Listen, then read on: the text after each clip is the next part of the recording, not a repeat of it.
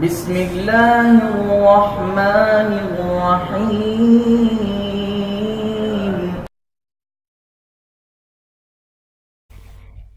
حدیث نبوی صلی اللہ علیہ وسلم۔ رسول اللہ صلی اللہ علیہ وسلم نے فرمایا، بہترین دن جس پر سورج طلوع ہو کر چمکے جمعہ کا دن ہے۔ اسی دن حضرت آدم علیہ السلام پیدا ہوئے، اسی دن جنت میں داخل کیے گئے، اسی دن جنت سے زمین پر اتارے گئے، اور قیامت بھی جمعہ کے دن قائم ہوگی۔